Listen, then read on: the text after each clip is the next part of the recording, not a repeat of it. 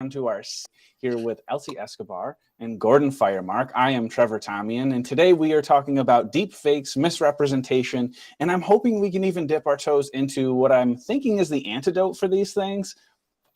Transparency, maybe? I don't know. I'm just throwing it out there. We'll see where it goes, but we're going to have a fun conversation today about how deepfakes, misrepresentation, and misinformation, more broadly speaking, how that impacts us as creators and small business people and people with the hustle. Bree, run that opening credit if you would, please.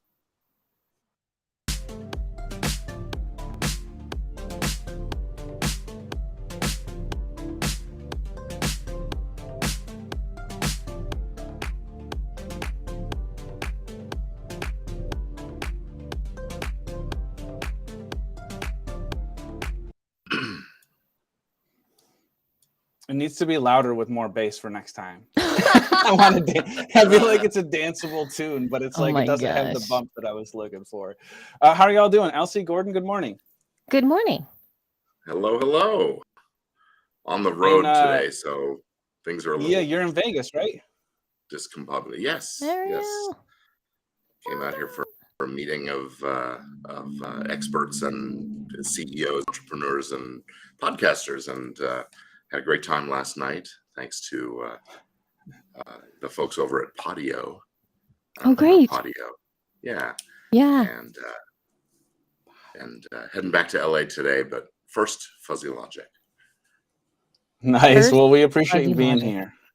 How are you doing, Elsie, over there? It is the first Fuzzy Lawgic before everything.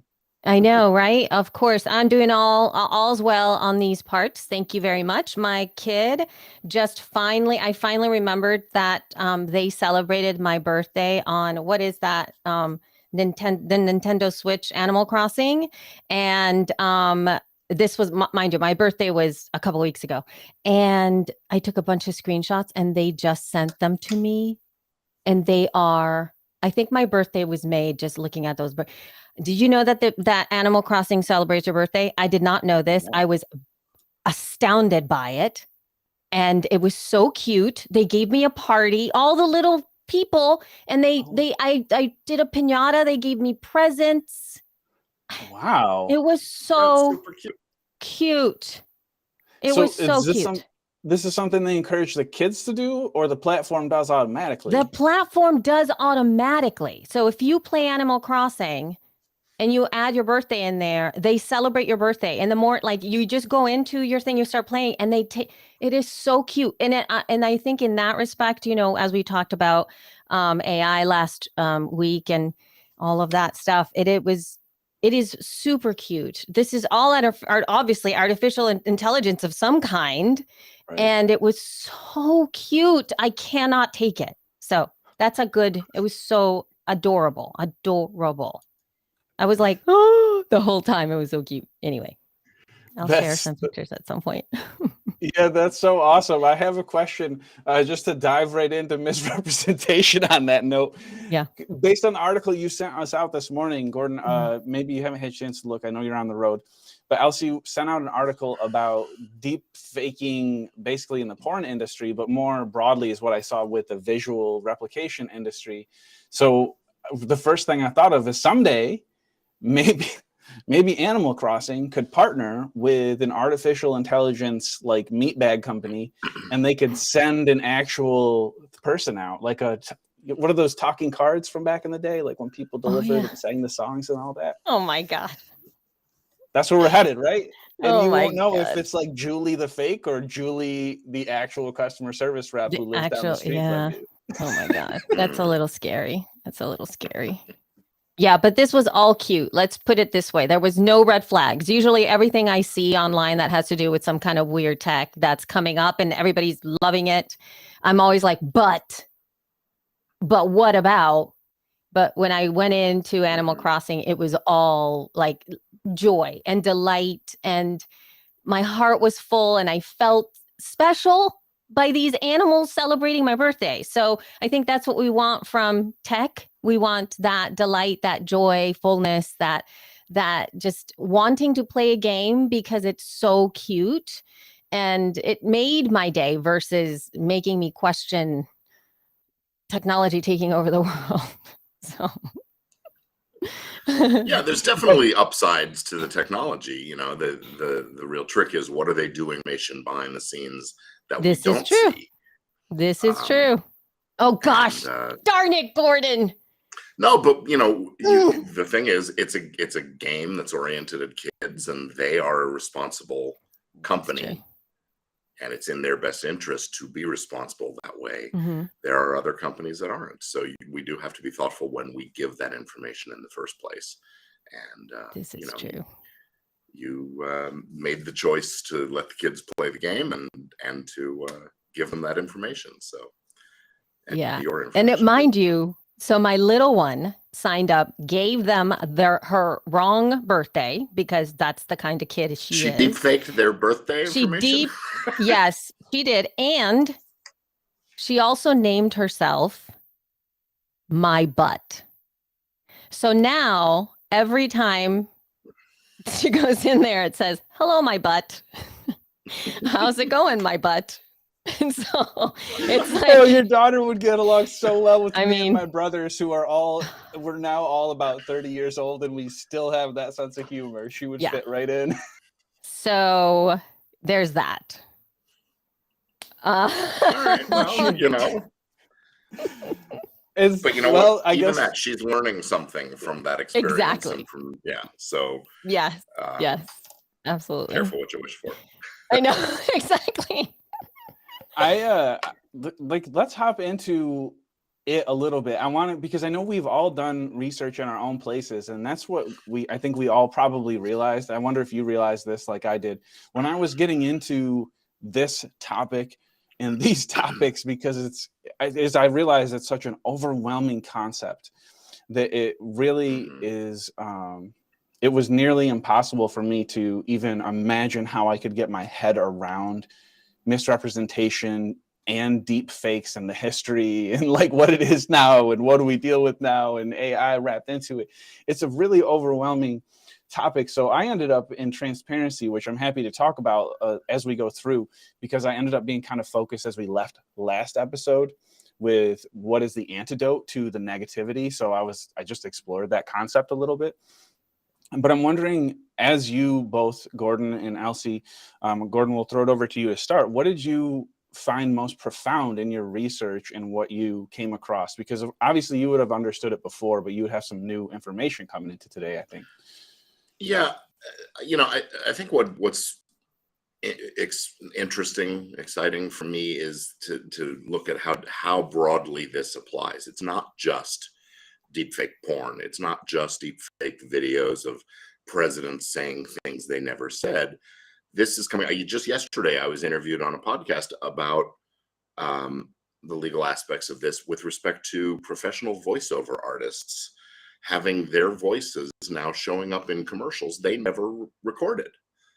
And it has all kinds of career and legal implications for them, not just the possibility of losing work, but one of the examples was, hey, if I voice commercials for Toyota and somebody comes along and puts together a Honda ad using my voice, now Toyota isn't going to be able to use me anymore, and maybe even comes after me for breach of contract, exclusivity kinds of issue.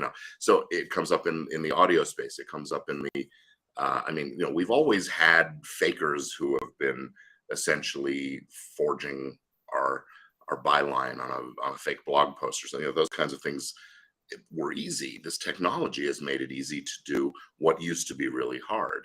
And another disruptive technology. Here we go. And Bree brought up the sort of surprise at how little law there is on the subject, given that this stuff has been around for a few years. And all I have to say to that is that the law is slow to move, and particularly the last 6 or 8 years, getting anything done in Congress has been next to impossible. And especially when you had the whole discussion of fake news, and that may actually be the impetus to get something. Is that it's become so easy to make it fake, nobody knows what to believe anymore. Read an article earlier today about how defamation law is being sort of eviscerated and undermined by the existence of deep fake and fake news and all of this kind of stuff, because now nobody actually believes anything is true anymore. So you go into court and you say, Your Honor, yes, it's a false statement, but nobody believed it. In fact, Tucker Carlson was sued for defamation not long ago. And that was the argument. The courts went in and said, yeah, it's Tucker Carlson. Nobody takes him seriously. And the case was dismissed. Wow. Wow. So, That's astounding to me. It's astounding to me in so many different layers, because I think the other layer to add to that is the fact that so many people don't even know these things actually exist. yeah. And to another part of this is the folks who are, let's say, in Congress are of a certain age, most of them, as well as judges, and as well as maybe some of the high-end lawyers out there that have been around for a while. Gordon, not wanting to call you out here, but they are on a certain level, and you are. Well, no, as am I. Right. But what I'm saying to you is, like, you are stepping into the digital sphere. You are making it. This is something that behooves you. You have a type of law that you practice and that you're well versed in, and you're, showing up on live streams, and you're engaging with the community, and you're doing this podcasting thing, which to some might be like a whole new, like it's a new thing, right? But most folks don't even know what that is. And the laws between state to state are also incredibly vast. And as it pertains to deep fakes and the harm that they cause, depending upon where you are, like, there's just so much nuance. So let's say some horrible person has put something online of you and they created it in, the Midwest somewhere. You are living in Los Angeles, and where does the law stand there, right? How is this person going to be prosecuted? Yes, the impact happened to you in LA, but the thing was created in the Midwest somewhere, and therefore, what's the law that applies? And even just that nuance on its own can get somebody away with it, if you will. That to me is very problematic. It's not just the jurisdictional question that you raise about where someone is located. Right now, the law just doesn't address it in a meaningful way, and it's in fairness to legislators and else, it is very hard to make a law that restricts anything that can be characterized as a form of speech. And where does the of parody lie? Because that. We want to protect people's rights, satire and parody, to make fun of things, to call attention to things, to do a deep fake of the president of the United States doing something goofy or those kinds of things.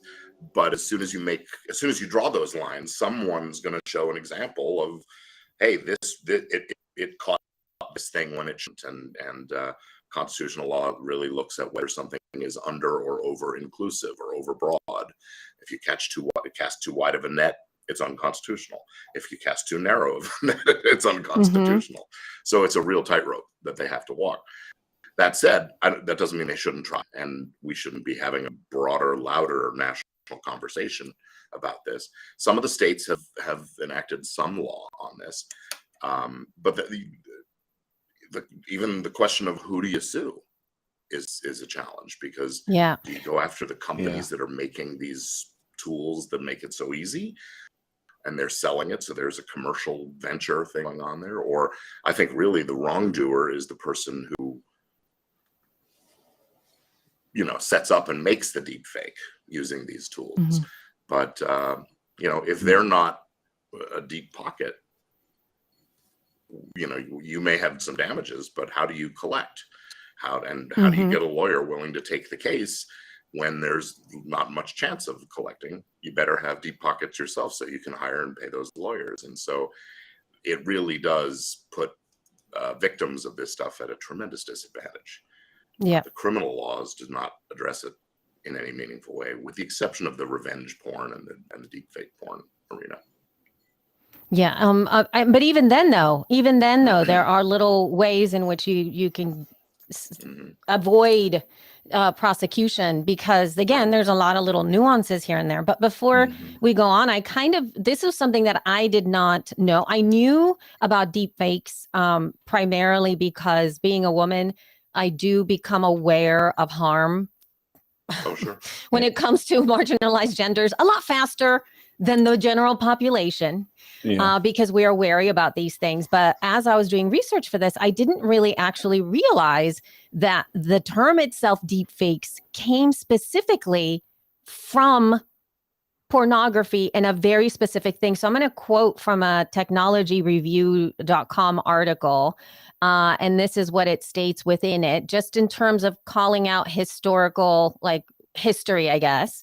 So, quote, deep fakes started with pornography. In December 2017, Samantha Cole, a reporter at Motherboard, discovered that a Reddit user with a screen name Deep Fakes was using techniques developed and open sourced by AI researchers to swap female celebrities' faces into porn videos. Cole tried to warn readers other women would be next. So interesting how fast a lot of that stuff happened. And I mean, kudos to the porn industry and anything that has to do with porn and sex, because the innovation that happens in that industry, I think, is astounding, and it moves fast. And so I do believe that it really, regardless of regulation of porn or whether or not you are, pro or against porn or whatever, there is something to be said of watching that industry and how it behaves and how it will be impacting mainstream regardless of what it is. I'm curious if folks would have actually listened if it would have made a difference when things like this were going on. So yeah, made a difference. I like the folks, I know exactly who you mean. If anybody would have, that's interesting.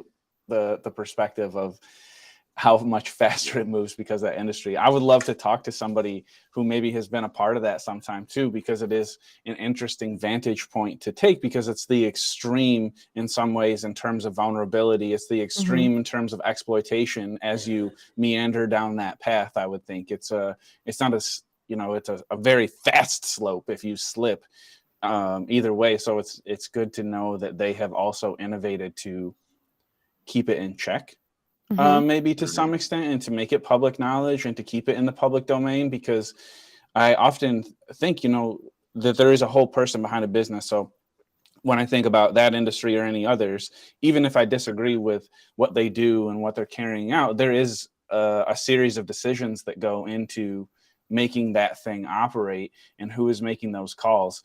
And I follow the industry a little bit. And there are some females who are now running companies in the porn industry who have taken a much different tone on things too, because similar to the way you presented that article, Elsie, coming from the vantage point of someone who is at a greater risk for that. And that is that's not opinion, that is fact, in terms of how those industries treat people. So I'm hopeful that more voices being involved has an impact on it, because if it's the same people that we're trusting to run it over and over again, it probably doesn't change. And it does seem like it's probably a slippery slope with some of that stuff. I really do think that the porn industry is a good bellwether for how things are going in society generally. As the porn industry goes the rest. Because it's where the easiest money comes in.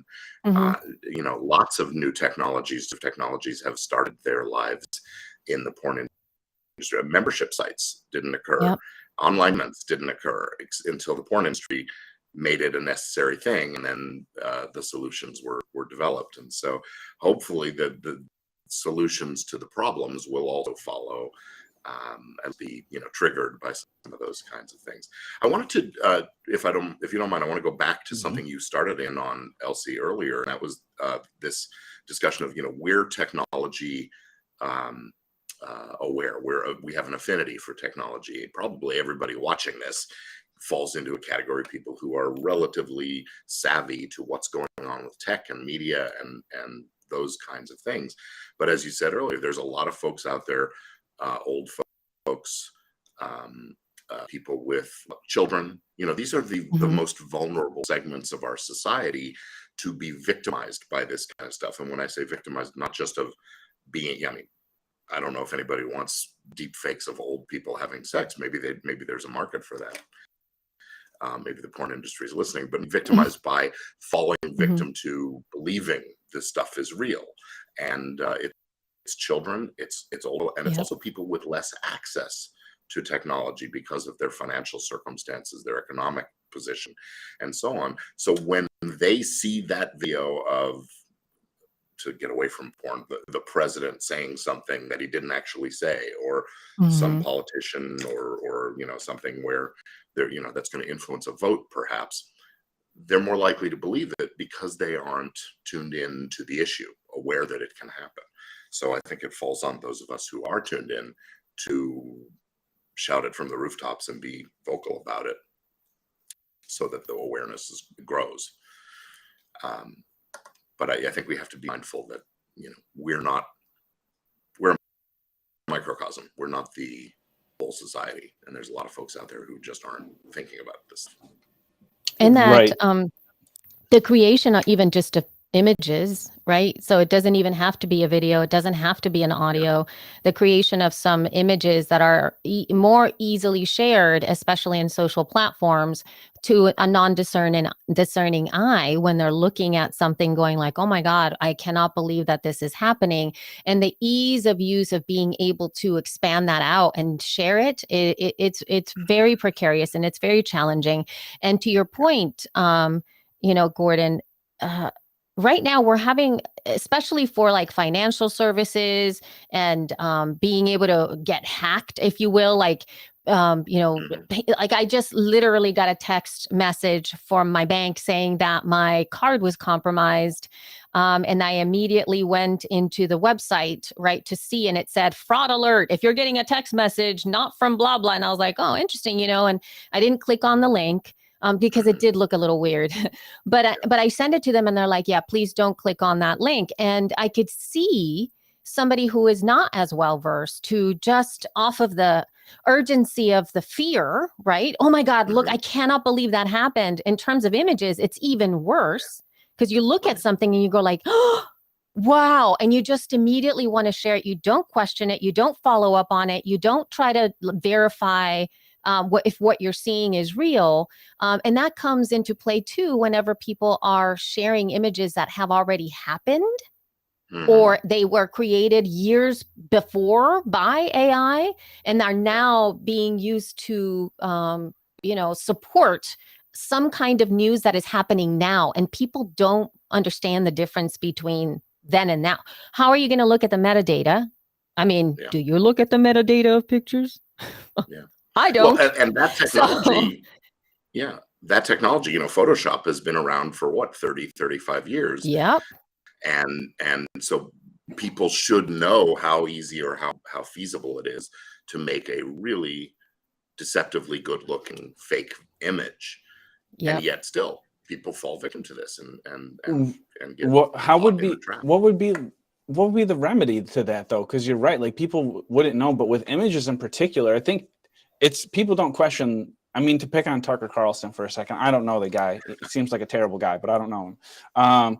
But like when you talk about that, it is coming from a person that seems like they're really there, who are just spouting stuff off that seems quite extreme most of the time and seems very hateful to other humans, and we'll still buy it. So if you were to remove the tone and remove the advertisements and remove some of the more addictive qualities of video, then you would still have like a text that's maybe even harder to tell that it's fake. And then if you took that to audio, I think you would get the same thing. So I think then if you took it to an image, then you're, like you said, Gordon, that's been around for 35 years to Photoshop someone's face. So I guess in response to that, my quick thought as we move into like a more broad societal look at things, do you have any thoughts, either of you, on what we do with that information, knowing that definitely text, definitely images, definitely audio, like those would be three things right now that you could pretty easily would be complete BS. and it would be easy to sell. And then you get to video now, which is getting better, as Elsie and Gordon, you were talking about.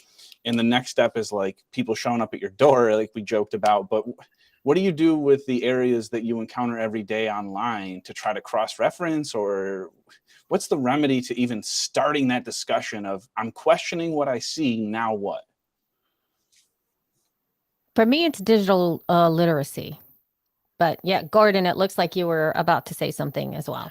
Well, I agree. It's about digital literacy. It's about the awareness and knowing that we need to apply a skeptical lens to things. I do think we need to ask our elected representatives to do more about this. There are some strategies that might work. And ultimately, I think we can leave it to judges and juries to decide the merits of a particular fact scenario if we make laws that can actually address this. In some states, there are laws that relate to the right of a person to control the use of their name and actually most states have name and likeness laws, but it generally applies only in a commercial use scenario. But maybe we need to look at expanding what we consider a commercial use nowadays, when ripping somebody's image for the purposes of deceiving others into taking some kind of an action could be considered commercial. It's historically just meant trying to sell something, basically. So if we could sort of massage existing law in those ways, maybe expand it. Again, we get into First Amendment jurisprudence about when is it okay to impose any restriction on speech, and that's why commercial speech is subject to some more restriction or regulation than ordinary political, artistic, creative speech. But that's that. Yeah, data privacy, Amy is right on the money there. We need to get the companies that we do business with to not share the information. And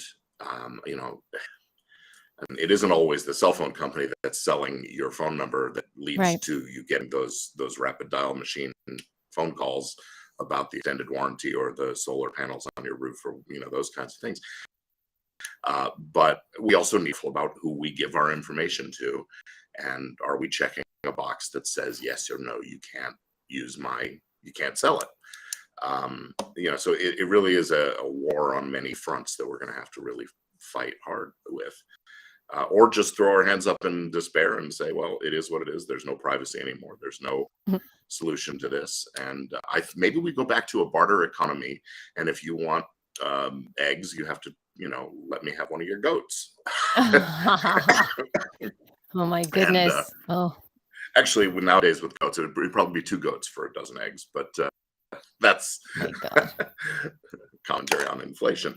No, I mean, nice. What's the solution? Let's burn it all down and start over with a new economy that's not built on money in exchange for eyeballs.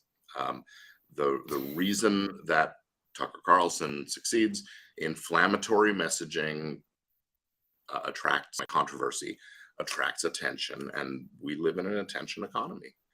What are the networks doing? Yeah. They're selling our attention to the advertisers who will interrupt the content momentarily. And news and information and shouting at each other, those kinds of things has become entertainment. Yeah.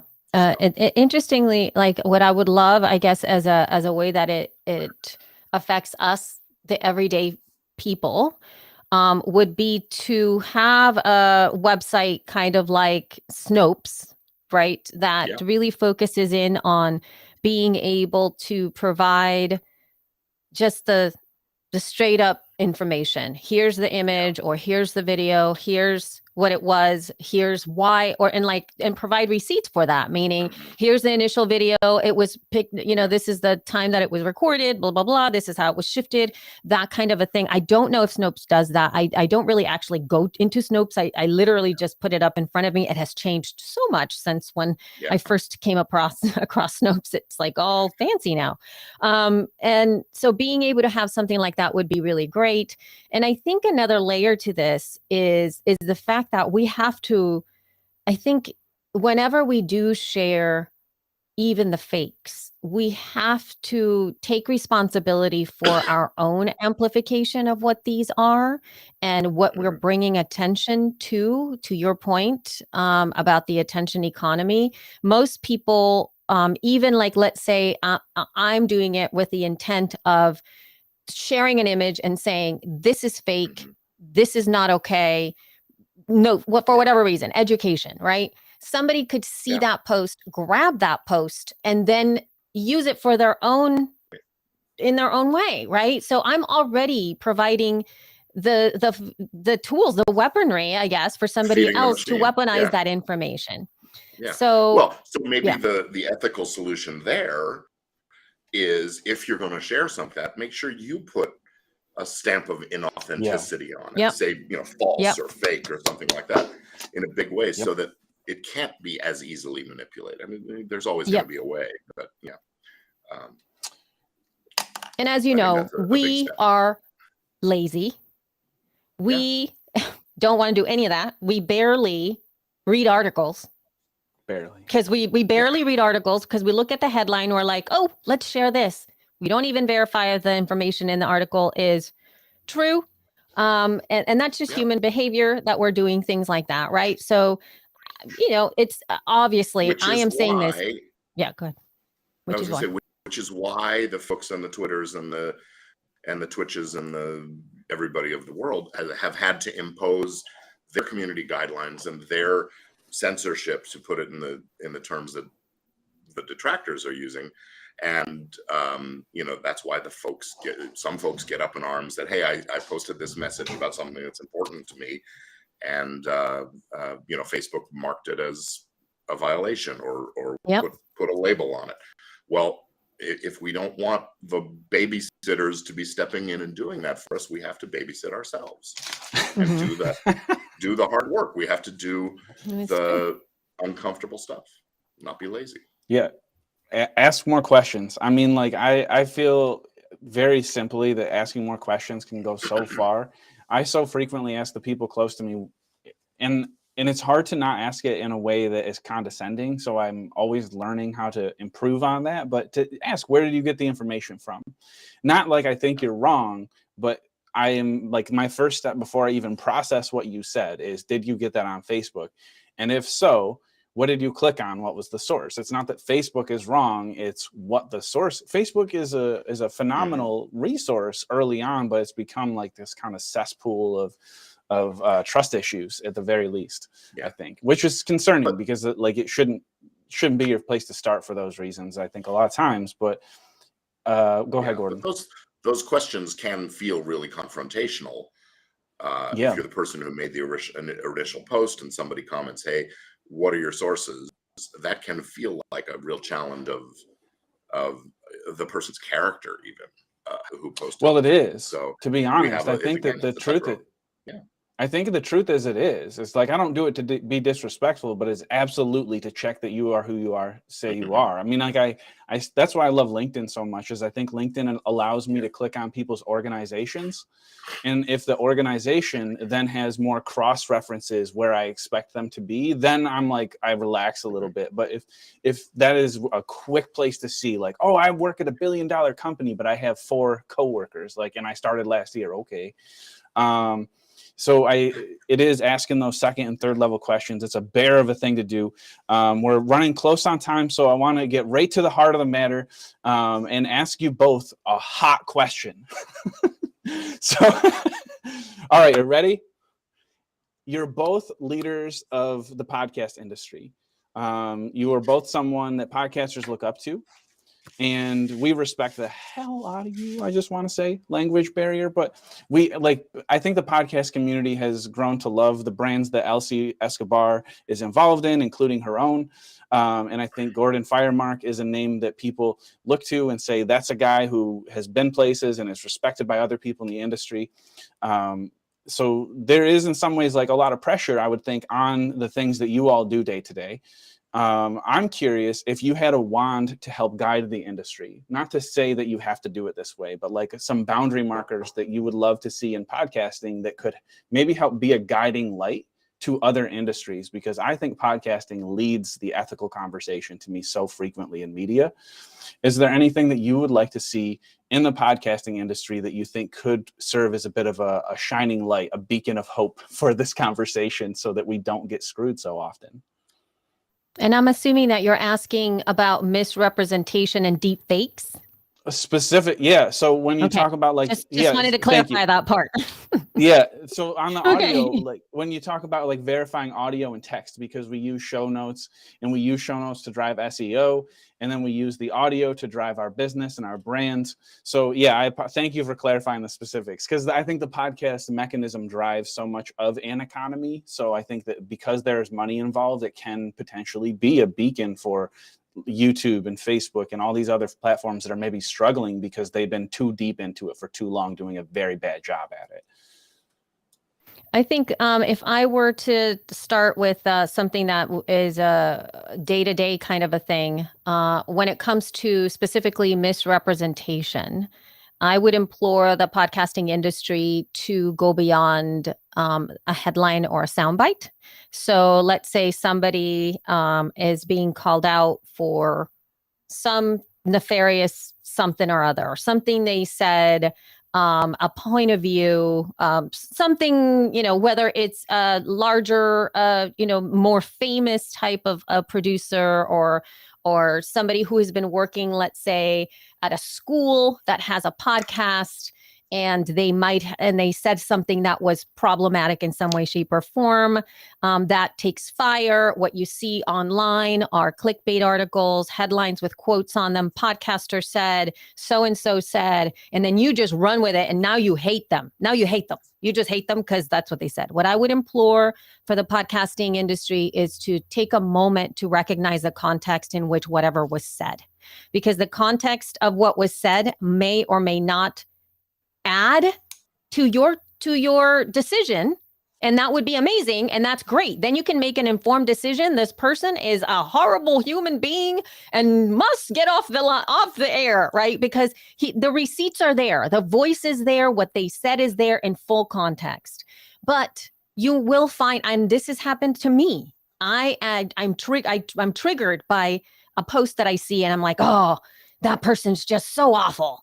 And then I take the extra step to go ahead and just listen to a larger clip, if you will. And I'm not saying the whole episode. I'm saying 5 minutes, 2 minutes, 3 minutes, the context in which whatever was said. And then I'm like, oh, it's not what I thought. It's not what I thought. That's not what they said. And that's when I get like, whenever I see people being pulled in that way, I don't want that to happen to me. I am incredibly fearful of somebody clipping something I said and using it against me whenever, and then I'm going to have to go, well, that's not what I meant. I mean, I didn't, that's not what I meant. If you listen to the whole conversation, you'll see exactly what I meant. So that's how I would do it. How about you, Gordon? Well, I've been saying for a long time that podcasters are in this position of responsibility and trust with our audiences. And I think that, if you're doing a comedy podcast or something like that, the boundaries are different. But many of us doing interviews, we're doing topical subject matter stuff, doing journalism and thinking and being just, and not just another voice in that echo chamber.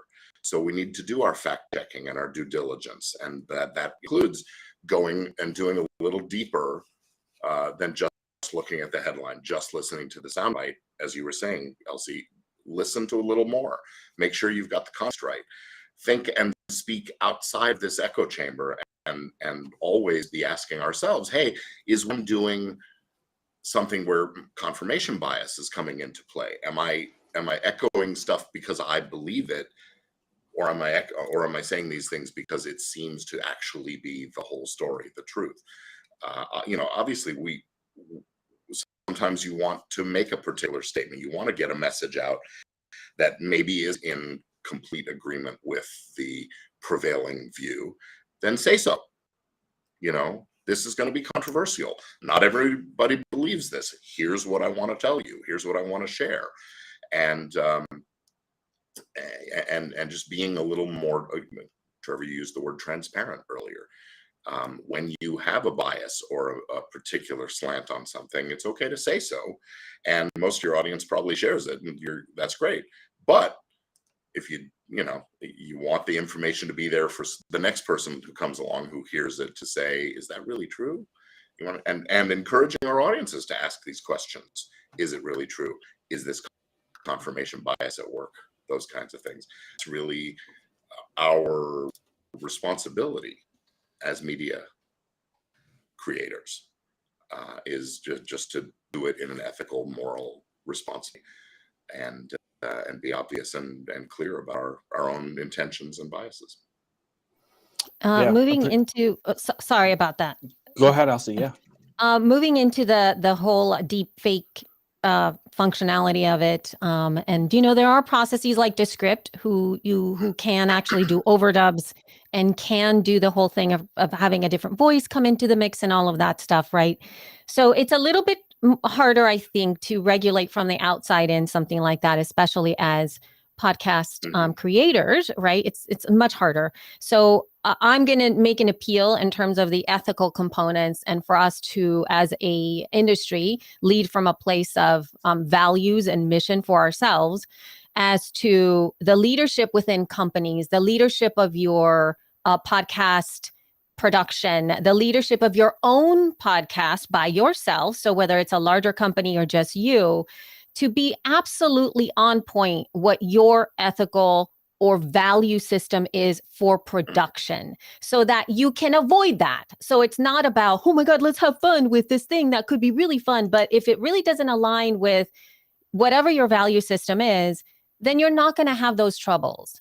Now, if you want to push the envelope and you are one of those people who want to do satire and want to do all of a little bit more of a comedic type of a thing for it, have it as a mission statement, have it front facing, have something that we can go in there and go like, oh, well, this is the type of show that they are, and then back yourself up. You don't hide behind it, you go forward with it, right? So we need to, I think leadership needs to step up first, and everybody else will follow. One thing that has been historically the kind of thing that leads to labeling and industries self-regulating is the fear that government's going to come in and do it with a heavier hand. And so this is our moment, I guess, to impose on ourselves some guidelines, some ethical, a code of responsibility or something like that for podcasters, and either maybe we have a badge of authenticity, or a badge that says this was an AI assisted podcast episode or something like that. Or, well, lots of different ways to do these kind of things, but it is incumbent upon us to include some kind of disclaimer message. One thing I will say, though, when you get into that area of satire and parody, there was actually a case not long ago where a fellow was charged with criminal as well as civil claims because he made a fake website that looked just like the local town police department website, but it was clearly satire. It was posting all of these ridiculous things on there that anybody who actually looked and read it would go, this can't possibly become the police department. And in his defense, he actually said, if you have to tell your audience that what you're doing is parody or satire, then it doesn't work, because part of the game is fooling them a little first to reel them in, and then hitting them with the punchline, hitting them with the irony that makes it funny and calls things to attention. So the First Amendment is to work in there again, free speech and free expression. So again, any kinds of guidelines that we're talking about can't be so rigid that they deflate the balloon of whatever someone's doing. Again, if you're a parodist and everybody knows you do parody, then your stuff will land a certain way, and that's what we should be doing, being clear and transparent. Yeah, couldn't agree more. Obviously, I mentioned transparent. It wasn't to necessarily plant that seed all over the place, but it's to me, it seems like the simplest, shortest term solution is just be really upfront with what you're doing. I think just to sort of wrap and go with my half a 2 cents on a thing is what I'm going to try to do is allow as many people into my organization as possible as it grows, and let there be podcasts and let there be shows and let it be literally like, I have this vision of, if you want to sit at my board meetings, like by all means, come on in.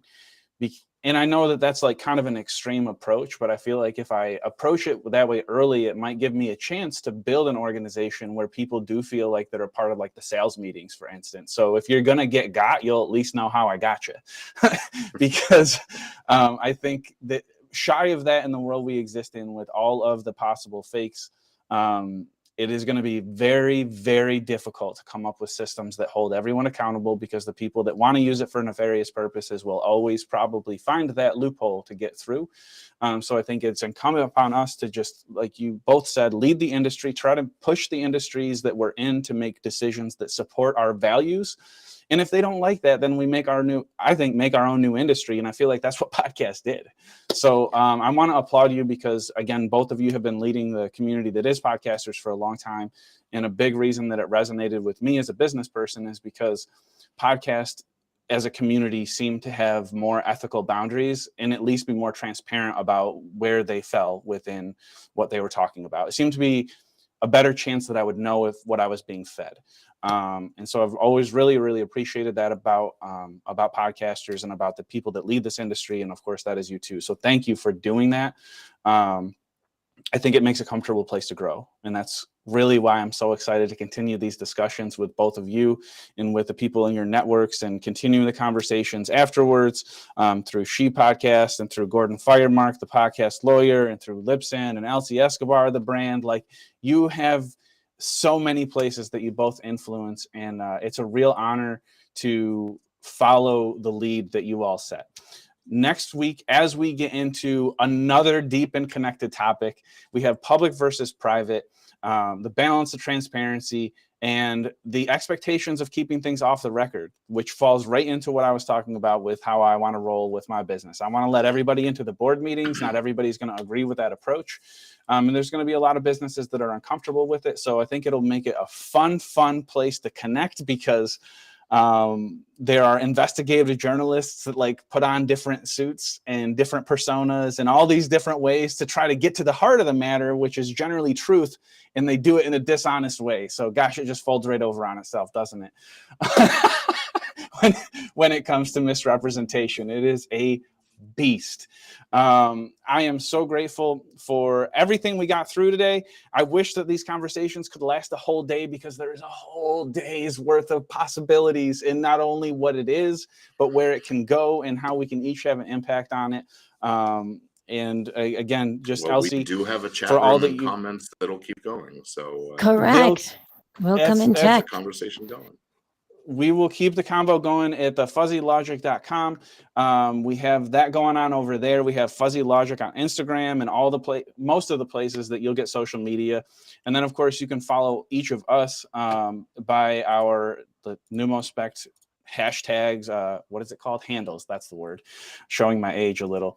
And Elsie Escobar at all of her handles, as well as She Podcast. They have the podcast movement coming up. Not podcast movement. The She Pods conference is coming up, right? She Elsie? Podcast Live, correct. We do have She Podcast Live is happening in June this year over in Washington, D.C. And it's going to be a one-of-a-kind, and has always been a one-of-a-kind conference. Please, if you believe in having these type of conferences out there, please buy a ticket, because it's great for people to clap and be like, oh, so glad we have this. But really, we can't live without actually people buying tickets and showing up. So please do that. We also have Sonic Bloom Bloom awards that have just launched. As part of that, we're going to be handing out those awards. My partner, Jessica Kupferman, this is her brainchild. Everything about this is Jessica's. And it is a new awards program to recognize incredible podcasting projects created and hosted by underrepresented voices across the globe. And they're there to highlight inspiring, innovative, and high-impact podcasting projects created by cis and trans women, non-binary individuals, and anyone who identifies as gender fabulous. Now, the categories are very interesting, and they're super inclusive and amazing. Just some of them that we have is like the Musical Genius Awards, the Helping Hand Award, the Podcasting Disruptor Award, and you can nominate yourself. You can nominate other people, but please go ahead and check that out. Links have been shared and will be shared in all the different places. We cannot make change in the world without your help. So please go ahead and help us out. That would be amazing.